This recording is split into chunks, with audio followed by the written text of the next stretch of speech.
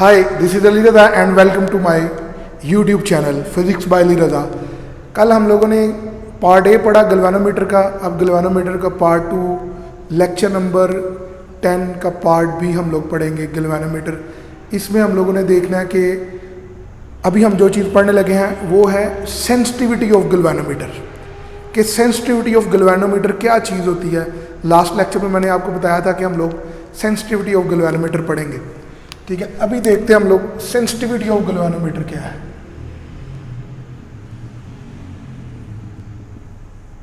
Sensitivity of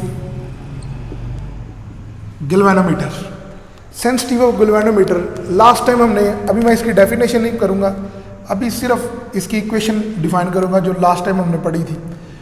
वो हम लोगों ने पढ़ी थी NIAB और C theta, NIAB C theta. Clear हो गया। अब यहां से मेरे पास क्या आ जाएगा, अगर मैं देखूं ये थीटा ओवर I और इधर NAB ओवर C, या इसको मैं कहूं theta over I is equal to NAB over C।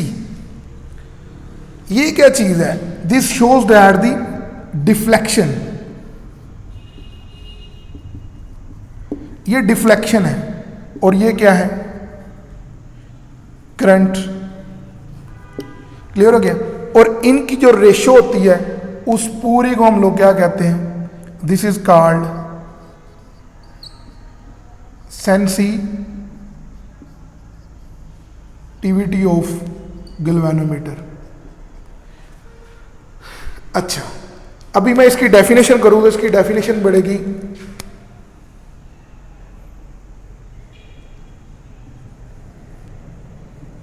Angular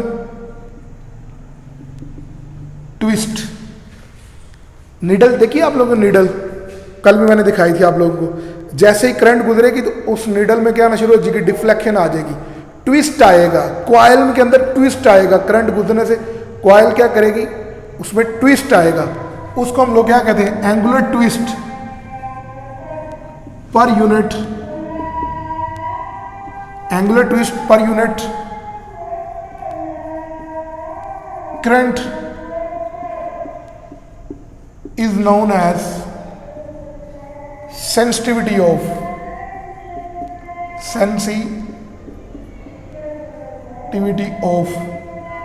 galvanometer। जिन लोगों ने अभी तक कॉपी पेंसिल नहीं निकाली, काइंडली कॉपी पेंसिल निकाल रहे हो, लेक्चर नोट करना स्टार्ट कर दें। हम लोग पढ़ रहे हैं सेंसिटिविटी ऑफ गैल्वेनोमीटर। और सेंसिटिविटी ऑफ गैल्वेनोमीटर में क्या होता है? Angular twist per unit current. मसलन मेरे पास ये गैल्वेनोमीटर की नीडल है, ये 0, 10, 20 और 30, 0, 10, 20 और 30। अगर मैं क्या करूं, करंट गुजरी है, थोड़ी सी करंट गुजरी, एक ने इतनी डिफ्लेक्शन दी है नीडल ने, ठीक है, करंट कांस्टेंट है, और यूनिट करंट गुजरी और दूसरे ने इतनी डिफ्लेक्शन दी, ठीक है। अगर हम देखा जाए तो ये सेंसिटिविटी ऑफ GM क्या है? Theta per unit current. अगर क्या हो, अगर करंट कम गुजरे और डिफ्लेक्शन क्या हो? ज्यादा हो। क्लियर हो गया। तो क्या होगा कि वो डिवाइस मोर सेंसिटिव होगी। मतलब फॉर एग्जांपल आपके पास दो बच्चे हैं, ठीक है, अब दोनों को एक जैसा थप्पड़ मारते हैं, ठीक है, और एक क्या करता है? फील ही नहीं कर पाता कि उसे थप्पड़ लगा, लेकिन जो ज़्यादा दूसरा बच्चा रोना शुरू कर देता है, जो ज़्यादा जल्दी रोना शुरू कर देगा वो ज़्यादा सेंसिटिव होगा। तो इसी तरह यहाँ पर क्या है कि कम करंट गुजरे और डिफ्लेक्शन क्या हो? ज़्यादा हो, तो वो क्या होगा? ज़्यादा सेंसिटिव होगा। ठीक है, कम करंट डिफ्लेक्शन ज़्यादा, तो वो क्या होगा? ज़्यादा सेंसिटिव होगा। तो उसको हम लोग क्या कहते हैं? Sensitivity of galvanometer, sensitivity of galvanometer. ठीक है, एग्जाम्पल मैंने आपको दे दी। क्लास में दो बच्चे हैं, ठीक है, एक बैक बेंचर है जिसे हम क्या कहते हैं? मुर्शिद कहते हैं, और एक क्या है? आगे बैठने वाला है जिसे हम बुजुर्ग कहते हैं। लेकिन दोनों को आपने एक जैसा डांटा है, लेकिन क्या होगा? बैक बेंचर को परवाह भी नहीं होगी, ठीक है, और जो आगे बैठने वाला होगा, ठीक है, वो उसी वक्त क्या करेगा, बुजुर्ग रोना शुरू कर देगा। इसी तरह यहां पर क्या है कि अगर कम करंट गुजरे और डिफ्लेक्शन क्या हो, ज्यादा हो, ठीक है, या दोनों दो गैल्वेनोमीटर हैं, दोनों में आपने एक जैसी करंट गुजारी है, दोनों में आपने क्या किया है, एक जैसी करंट गुजारी है, ठीक है, लेकिन एक ने डिफ्लेक्शन क्या की है, ज्यादा दिया, और एक ने डिफ्लेक्शन कम दिया। जिसने डिफ्लेक्शन ज्यादा होगी वो ज्यादा सेंसिटिव होगा, ठीक है। या सेंसिटिव गैल्वेनोमीटर क्या होता है, माइनर से माइनर करंट को भी क्या कर देता है, डिटेक्ट कर देता है। अच्छा जी, अब हम देख रहे हैं dependence.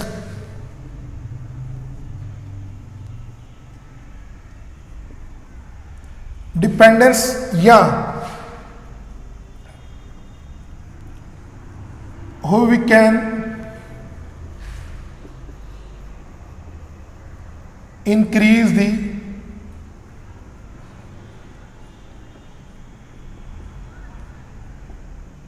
sensitivity of galvanometer.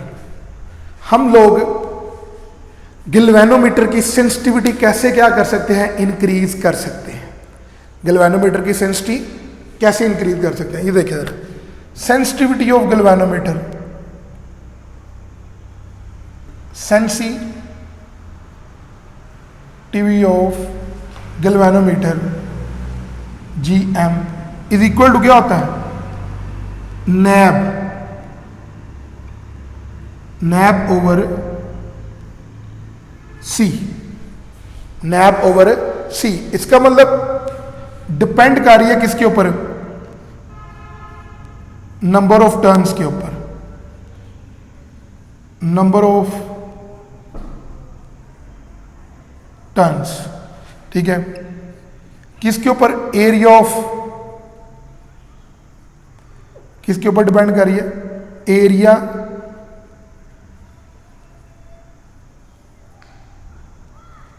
Area of coil, ठीक है। और मैग्नेटिक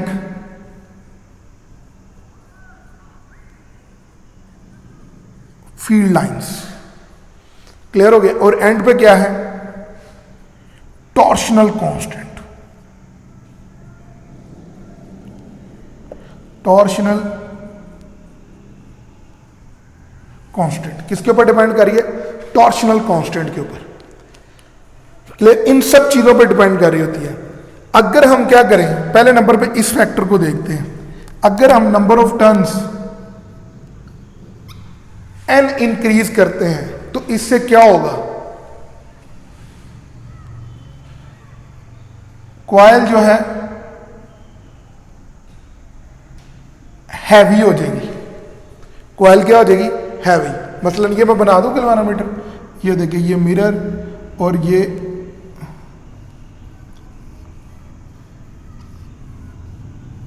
ठीक है, और यहां पर स्पाइरल स्प्रिंग, और ये गलत, ये नंबर ऑफ टर्न्स बढ़ा दिए मैंने, 3 है तो इसको ज्यादा कर दिया तो कॉइल क्या हो जाएगी, हैवी हो जाएगी, ठीक है।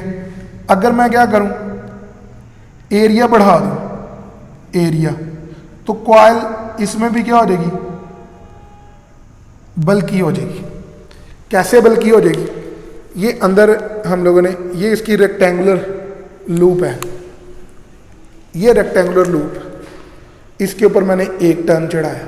लेकिन अगर मैं इसको बड़ा कर दूं, एरिया बढ़ा दूं, तो फिर एक टर्न अब क्या होगा, ज्यादा वायर का चढ़ेगा, तो इससे क्या होगा, कॉइल ऑटोमेटिकली क्या होना शुरू हो जाएगी, बल्कि होना शुरू हो जाएगी। अच्छा, इसके बाद क्या है, मैग्नेटिक टॉर्शनल कांस्टेंट। अगर मैं C को क्या कर दूं, डिक्रीज कर दूं, तो सेंसिटिविटी ऑफ गैल्वेनोमीटर क्या हो जाएगी, इंक्रीज हो जाएगी। सेंसिटिविटी ऑफ गैल्वेनोमीटर क्या हो जाएगी बच्चे, इंक्रीज हो जाएगी, ठीक है। ये 3 फैक्टर। चौथा हम क्या करें,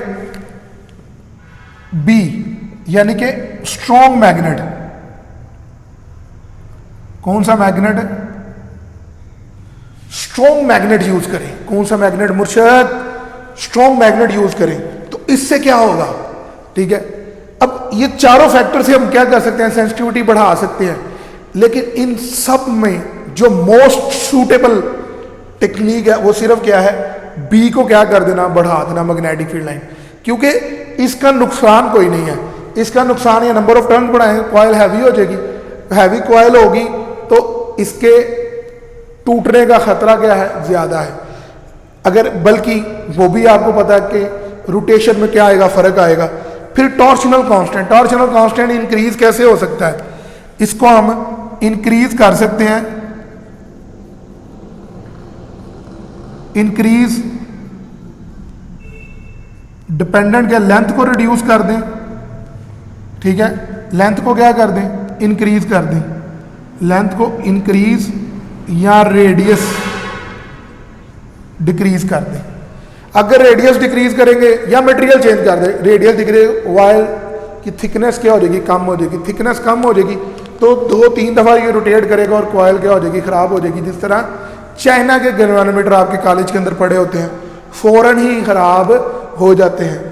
तो हमें पता चल गया कि एक्चुअली क्या है, सिर्फ और सिर्फ सूटेबल, ये सारे फैक्टर इफेक्ट करते हैं, लेकिन इनमें जो मोस्ट सूटेबल है, पेपर में अगर एमसीक्यूज आए कि मोस्ट सूटेबल मेथड कौन सा है, ठीक है, तो आपने क्या करना है कि मैग्नेटिक फील्ड लाइंस का लिखना है, सेंसिटिविटी ऑफ गैल्वेनोमीटर।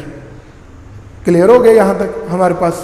ये हमारे पास क्या मोस्ट सूटेबल, बी को इंक्रीज कर दें, बकाया हम सबको किसी को भी नहीं छेड़ना। अगर उनको छेड़ेंगे तो गैल्वेनोमीटर स्टेबल से क्या होना शुरू हो जाएगा, अनस्टेबल होना शुरू हो जाएगा। लेकिन उनको छेड़ने से गैल्वेनोमीटर की सेंसिटिविटी इंक्रीज या डिक्रीज हो जाती है। अभी हम पढ़ने लगे हैं डेड बीट गैल्वेनोमीटर। क्या पढ़ने लगे हैं, डेड बीट गैल्वेनोमीटर।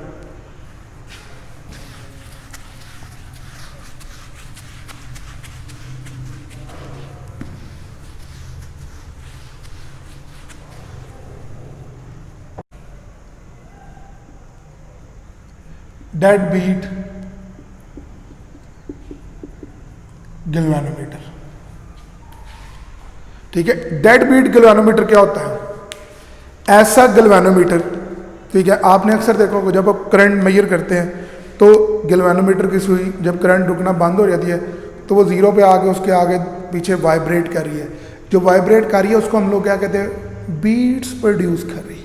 क्या चीज़ प्रोड्यूस कर रही है, और जिसमें नीडल आगे वापस स्टॉप हो जाए, क्विकली स्टॉप हो जाए after the passage of current, उसको हम लोग क्या कहते हैं, डेड बीट गैल्वेनोमीटर, ठीक है, ठीक है। After the passage of current, इसकी डेफिनेशन क्या होगी, after the passage of current, needle of,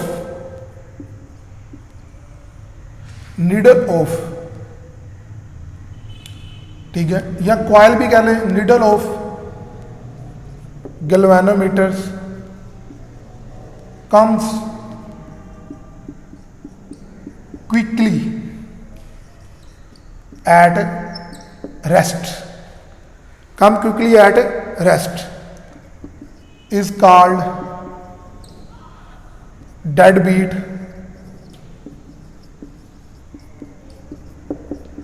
galvanometer. इसको हम लोग क्या कहते हैं, डेड बीट गैल्वेनोमीटर कहते हैं। अब हम लोग कैसे डेड बीट गैल्वेनोमीटर बना सकते हैं, ठीक है, डेड बीट गैल्वेनोमीटर, इसमें हम लोग बैक ईएमएफ का एक कंसेप्ट यूज करेंगे, मैट्रिक में आप लोग पढ़ चुके हैं, ठीक है, या हम लोग इसको ऐसा बैक ईएमएफ का कंसेप्ट या चेंज इन फ्लक्स को यूज करके हम इसको क्या करते हैं, डेड बीट गैल्वेनोमीटर बना सकते हैं। ये कॉइल है मेरे पास, ये डेड बीट क्यों होती है, ये कॉइल है, ये कॉइल, इस कॉइल के ऊपर मैंने क्या किया हुआ है, नंबर ऑफ टर्न्स लिपेटी हुई है, नीचे आयरन कोर के ऊपर नंबर ऑफ टर्न्स लिपेटी है, यहाँ पर नॉर्थ पोल और यहाँ पर क्या है, साउथ पोल। इधर से फोर्स लगेगी और इधर से इस तरफ फोर्स लगेगी, ये कॉइल क्या करना शुरू होगी, इसमें टार्क प्रोड्यूस होगा। जैसे ही करंट गुजरी आई आई करंट गुजरेगी तो इसमें क्या प्रोड्यूस होगा, टार्क, और ये डिफ्लेक्ट होना शुरू हो जाएगी, ठीक है। लेकिन जैसे ही इसमें डिफ्लेक्शन होगी, ठीक है, तो बच्चे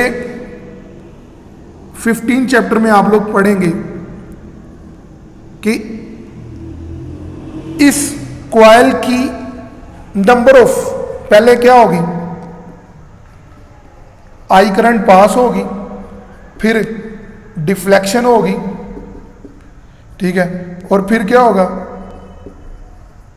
टार्क प्रोड्यूस होगा, और टार्क प्रोड्यूस होगा तो इस बी चेंज इन, ठीक है, जो मैग्नेटिक फील्ड है वो change in area of coil. इस कॉइल का जो एरिया है उसमें क्या हो जाएगा, बी क्या हो जाएगा, चेंज हो जाएगा। क्या होगा, बी क्या होगा, चेंज।